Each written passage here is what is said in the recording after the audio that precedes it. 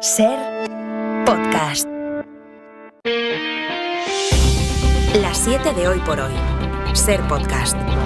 Hola, muy buenos días. La semana arranca de luto en Cataluña tras el accidente de tráfico que ayer acabó con la vida de 3 menores de edad y que dejó a otra persona, el conductor, un chico de 19 años, herido crítico. Se trata de 3 jugadores de un equipo de fútbol local que se dirigían a una localidad vecina en Tarragona para ver un partido cuando el vehículo en el que viajaban se salió de la vía a la altura del Perelló, cayó por un barranco y se incendió. Los Mossos están investigando las causas. Ser Cataluña, Sergi López, buen día. Hola, buen día. De momento lo que se sabe es que en el accidente participó únicamente el vehículo que cayó por el barranco y que después se quemó. El joven que conducía, que es el único superviviente, está ingresado en estado crítico en el Hospital Vall d'Hebron de Barcelona. Junto con los otros 3 jóvenes que viajaban en el coche, se dirigían a ver un partido de fútbol que quedó suspendido cuando se conoció la noticia del accidente. El alcalde de Camarlas, de donde procedían los 4 jóvenes, decía: durísimo. Que es un golpe durísimo porque Camarlas es una localidad pequeña en la que todo el mundo se conoce y hoy el ayuntamiento va a decidir las medidas de luto que se toman. El conseller de Interior, Joan Ignasi Elena, ha explicado que hay una investigación judicial abierta y también los Mossos investigan qué es lo que originó el accidente. Se está dando asistencia psicológica también a las familias de estos jóvenes. Arranca la semana del 8M, marcada este año por la fractura entre los socios del gobierno a cuenta de la reforma de la ley del solo sí es sí.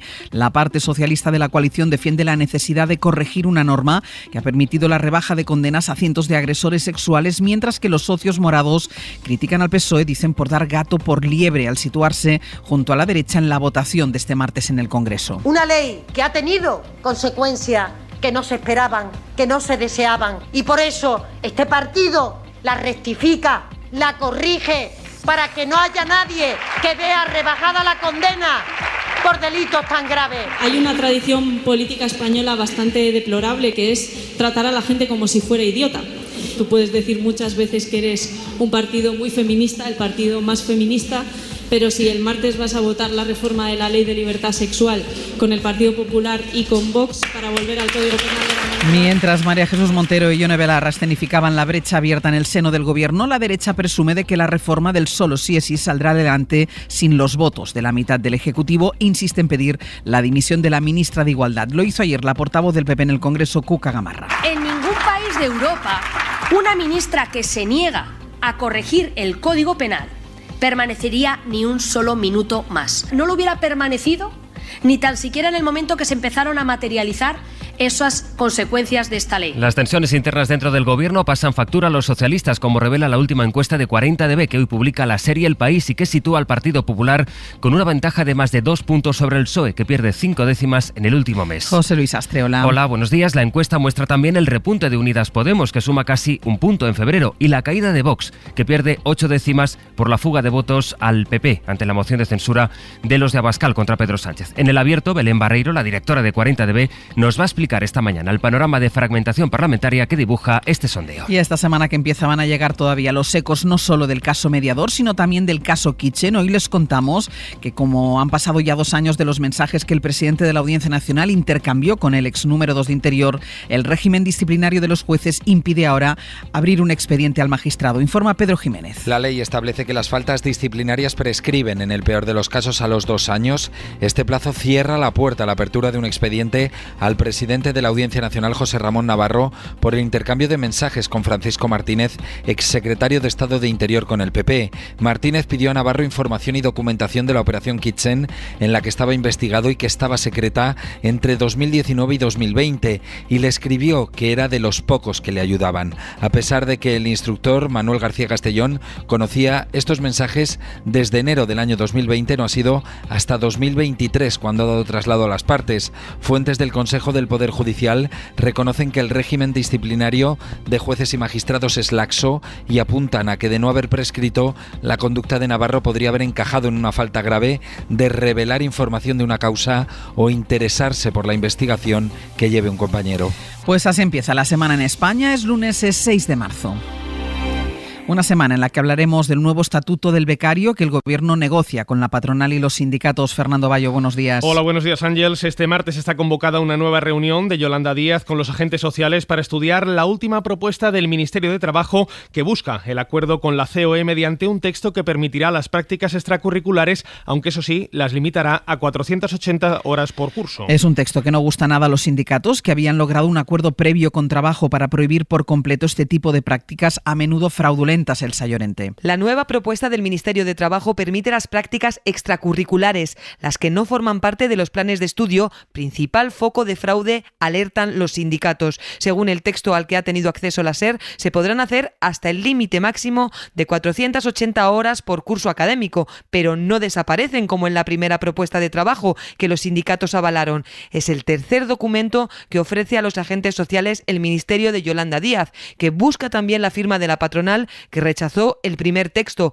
Fuentes sindicales advierten que su acuerdo es el primero y que toda la propuesta que lo empeore contará con su rechazo. Este martes se vuelven a reunir sindicatos, patronal y Ministerio de Trabajo. Y en la agenda del día también apuntamos la huelga de los médicos en la Comunidad Valenciana para exigir, como sus colegas de Madrid, un aumento de la plantilla y más medios para atender el volumen de pacientes que llegan a sus consultas. El paro previsto para hoy se repetirá los días 3 de abril y 8 de mayo. Radio Valenciana Talents, bon día. Bon día, una huelga de 24 horas que, según el sindicato médico CEMS, pretende advertir a los ciudadanos de los problemas que tienen los médicos. No quieren paralizar la sanidad.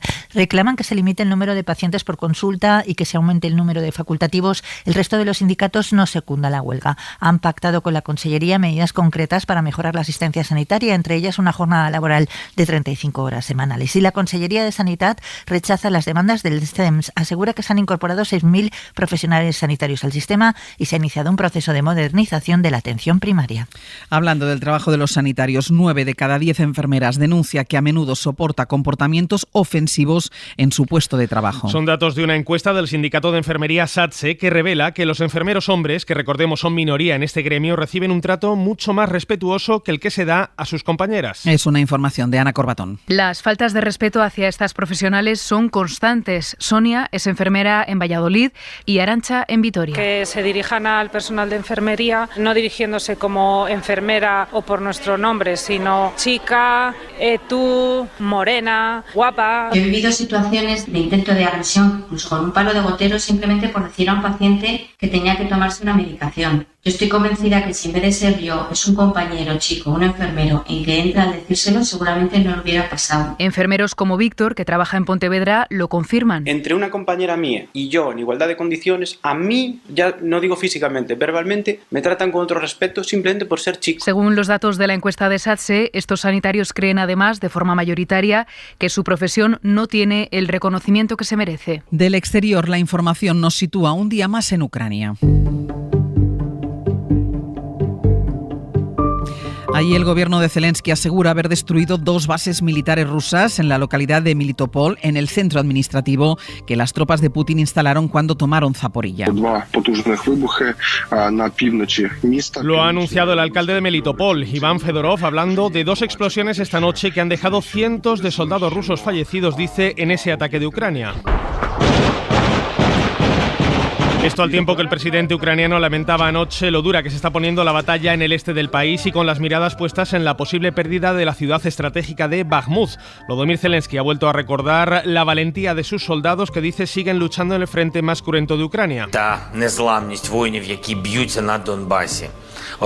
Kiev asegura que el asedio le está costando a Moscú 500.000 de efectivos al día, a pesar de lo cual las tropas de Putin siguen avanzando lentamente para tomar el control de esa localidad en la que, recordemos, siguen viviendo entre 4 y 5.000 personas. En Estados Unidos, el fin de semana nos deja el cierre de la Convención Republicana de Texas, en la que ha reaparecido el expresidente Donald Trump y a la que no ha asistido el que los medios sitúan ya como su futuro rival interno. El gobernador de Florida, Ron DeSantis, que sigue perfilando su imagen de líder ultraconservador con una reforma educativa para su estado, para Florida, que prohíbe o limita el contenido LGTBI del temario infantil. Corresponsal en Washington, Sara Canals. Buenos días. Por un lado, la Conferencia de Acción Política Conservadora se ha convertido en una plataforma hecha a medida para Donald Trump. El Partido Republicano ha sido liderado por frikis, neoconservadores, globalistas, fanáticos de mantener las fronteras abiertas y locos, pero no vamos a dar marcha atrás, proclamó en su discurso de cierre. Un Trump arropado por los los conservadores más radicales o por el expresidente del Brasil, Jair Bolsonaro, presente en la conferencia. Pero en esta convención faltaron personalidades como su principal rival, el gobernador de Florida, Ron DeSantis, que organizó un evento alternativo en Palm Beach, Miami. La gran mayoría del partido busca alternativas, decía el gobernador republicano de New Hampshire, Chris Sununu, ayer en NBC News. Y es por eso que DeSantis, a pesar de no haber oficializado candidatura, aprovecha esta oportunidad para sacar a relucir su reforma educativa en Florida, popular entre conservadores, y que incluye, por ejemplo, la prohibición del contenido LGTBI del temario infantil. Y un sonido más del fin de semana. El de los aplausos que dieron los delegados que en el marco de la ONU han alcanzado un acuerdo histórico para establecer un tratado que los expertos y organizaciones ecologistas consideran vital para salvar los océanos. El consenso ha llegado tras una larga jornada de reuniones que suman 35 horas desde el pasado 20 de febrero, informa Marta Miguelez. El acuerdo establece un tratado que proteja las zonas de alta mar que expertos y organizaciones ecologistas consideran vital para salvar los océanos. Pilar Marcos es la responsable de campaña de océanos de Greenpeace España. Por fin hoy se ha acordado el texto que va a formar la futura Constitución de los Océanos. El texto sienta las bases para determinar las zonas marinas que pasan a estar protegidas. El objetivo es cumplir la promesa internacional de salvaguardar como mínimo un 30% de océanos para 2030. Según los expertos, la contaminación, el cambio climático y las nuevas tecnologías son las principales amenazas para la alta mar, que supone 2/3 del total de los océanos. El nuevo tratado se establecerá dentro de la ya existente Convención de las Naciones Unidas sobre el derecho de la mar.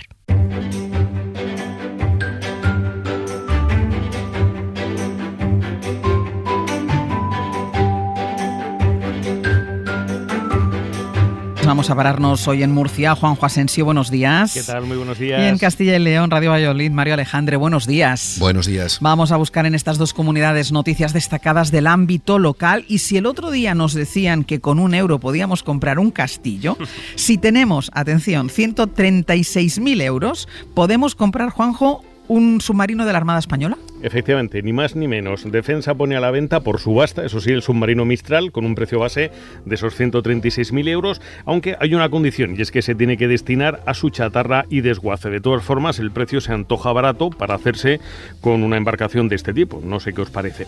Se trata del Mistral, un submarino cuya base estaba en Cartagena, que entró en servicio en 1983 y causó baja en 2021. Este tipo de subastas suele ser algo habitual. Por ejemplo, hace 8 años la Armada también sacaba a subasta para desguace las fragatas Asturias y Extremaduras, que se asignaron a un conocido desguace también de la región de Murcia por 1,5 millones de euros.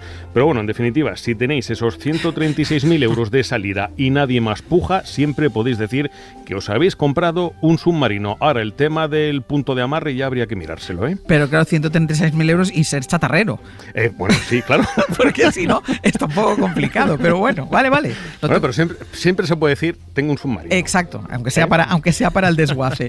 Mario, casi 200 pueblos de Valladolid que estrenan hoy un servicio para reducir la llamada exclusión financiera. Ya saben lo que está provocando en muchos pueblos el cierre de oficinas bancarias, ¿no? Sí, en el medio rural muchos vecinos pues están atentos al claxon que les indica que ha llegado el panadero o el carnicero, de comprobar qué días va el médico al consultorio o hace ruta al bibliobús. Ahora van a tener que actualizar el calendario para saber cuándo van a poder hacer algo tan sencillo en una ciudad, a pesar del empeño de los bancos por cerrar todas las oficinas que pueden, como sacar dinero. La Diputación despliega este servicio, 175 localidades atendidas.